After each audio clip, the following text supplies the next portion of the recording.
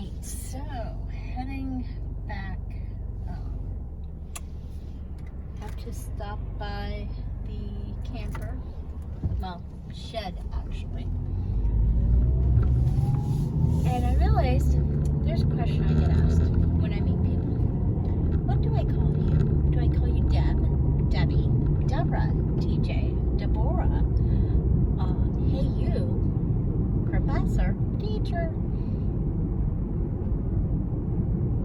You know, what is it that I go by? So the two names I prefer are Debbie and Deborah. I am okay with both of them. I'm okay with Deb. DJ, that was sort of like a middle school time period thing. Maybe a little bit into high school. But pretty much my entire life it's been Debbie, Deb, Deborah. Do you have a nickname? Debbie. Little Debbie.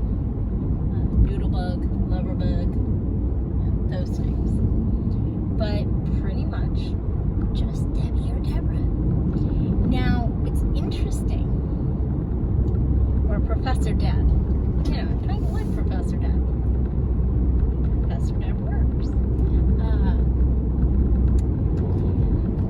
I do numerology.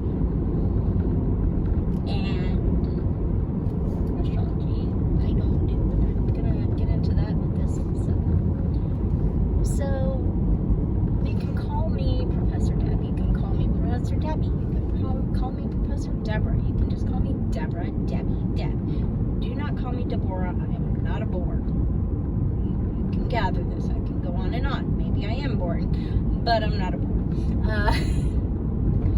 But with those different names, each name carries a different vibration, different numerological meanings. Now, a little tangent here. My birthday is August 20th, 1978. I am a Leo. Woohoo! I guess. I don't know. I was born at about 3:30 in the afternoon.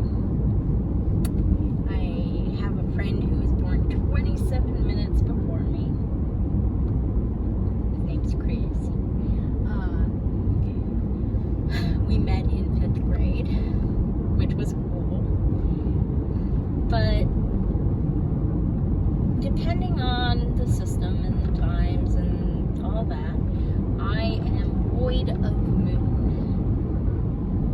Meaning 0%. Some astrological charts will put me as Pisces. Most these days put me as Aries for my moon, right, and all that. But the old void of moon system, combined with what's in other houses, helps to explain that numerology generally, astrology generally doesn't work for me. I've only had maybe 2 astrology readings that seemed like they fit. Supposedly, when Mercury is in, rising or whatever, it's supposed to impact me a lot, and sure it does, but not negatively. If anything, I'm excited and have more energy at the beginning of a Mercury situation, as people might call it, and towards maybe the last few days of it is a kind of weird thing. But since I started studying numerology more in depth, I have slightly changed my perspective on astrology a little bit, but not much. And it's in part because I realized some of that same perspective in numerology. You go by multiple names, so all of those names have meanings. And these systems aren't like 100%. And I think people start worshiping astrology and even maybe numerology. They see it as, this is the way it is because this is what it says. So the way I treat numerology is I look at it all as vibrations. Every number, every combination of numbers has vibrations. It has multiple vibrations, multiple signatures, meanings. And those meanings are impacted by nature and nurture and society and things. You know, like the number 42 historically has had not the greatest of meanings, you could say. But then when we look at society, we can say those who grew up around, you know, the meaning of life being 42, all of a sudden we can say, well, it has that vibration coming in as part of the meaning. And so yes, with Debbie and Deborah and Deb, I have looked up the numerological vibrations to see how, you know, they impact, because, you know, by emphasizing one name means I'm emphasizing particular vibrations. And it's interesting how I have went and been like, okay, which name should be my primary name because I want more of that vibration. And the fact is, because I go by all the names, it works because I have all the vibrations. Woohoo, I'm vibrating, baby. See, this is why I don't mind the video vibrating. It happens to be vibrating at some point in time. I think I'll go the long way. Maybe. We'll see. But with numerology, I see it as similar to how I see I'm just going to say Akashic Records, but I don't think of them as Akashic Records. I think people who see Akashic Records experience something a little different than what I notice. But it's like you have all these different vibrations, all these different strings that are vibrating, but there's some that are vibrating longer, harder. Wow, that sounds bad. Wow, my head is in the gutter right now, apparently.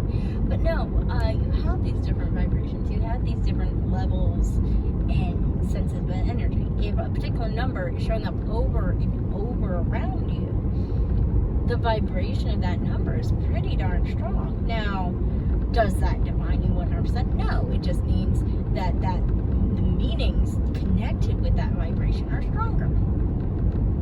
All right? And so that's how I now look at astrology even, where, yes, I'm Leo, so, you know, the vibrations meanings and the vibrations of those meanings are very strong, but that doesn't mean they fit for me. There might be something else, nature, nurture, society, life experiences, etc., that is altering that vibration to say, you know, no, it's going to be this other thing in this other way. So when I do a numerology reading, I talk to the person. I mean, I'm not being a psychic, not even in the sense of numerology. You could, I guess, would be the way to phrase it, is not even in the sense of numerology, because I'm talking to a person saying, so these numbers with these meanings and vibrations have shown up. Now, do you see them? Because just as when I've had astrology readings and I've been like, no, this isn't me. No, not me. Nothing. You're wrong. I don't care if that's what Aries and Leo and the conjunction of this and that thing are supposed to mean. It doesn't work for me. And to that degree, I don't think that numerology works completely well for everyone, because we have all those options of saying, well, even this tiny little number over here, like the street number, you know, the road you live on,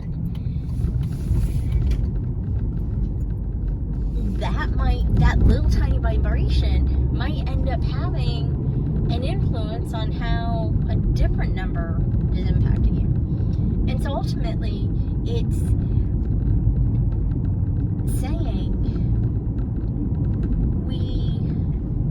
and I I think we can actually choose in this as well, but we are impacted by these different vibrations of the stars, vibrations of numbers, vibrations of stones even, maybe. There are all the symbols and the meanings of different colors, of different types of stones, of different types of all manner of things, really. I mean, when you think about it, you have birthstones, you have 2 different types of birthstones, you have your month stone, you have, there's the meaning of the day of the week that you were born. All of these, I don't see us being, okay, this means that. Because we are so varied in our world and in our life experiences. So all these vibrations, they just can guide us, can help us realize things that we haven't realized, help us connect things together.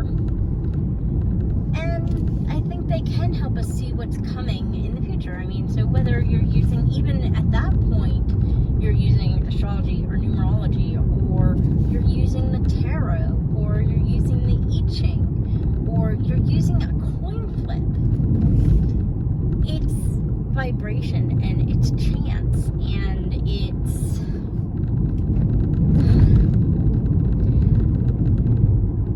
a unique experience.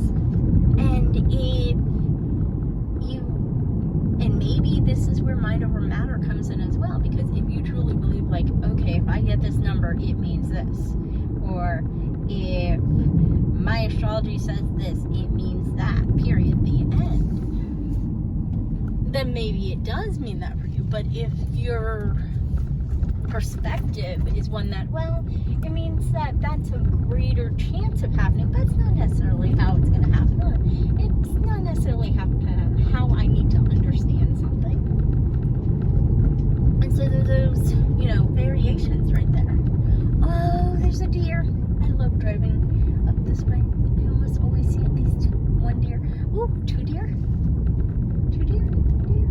Yeah. Cool. Okay. Anyways, I saw a deer. That means this. I saw a bird. I saw a bird that looks like this. A friend recently had a bird visit them, and he said, "Oh, horse visited me." So, there is that fun component, and it means as much as you need it to mean or want it to mean, or as little. But there will be more on that at some later point in time. Suffice to say, you can call me Deb, Debbie, Deborah, Professor Deb, Professor Debbie, Professor Deborah. Do not call me Deborah, and pretty much do not call me late for dinner, which is kind of hard for me to be late for dinner since most of the time I make dinner. Wonder how that works. I guess you can be late to dinner if you make your own dinner, because you make your dinner, then you go do something, and you're like, oh dude, I made dinner, and so you're late to your own dinner. Alright, so I am going to stop right here and say, have a good evening, and I'll talk to you again.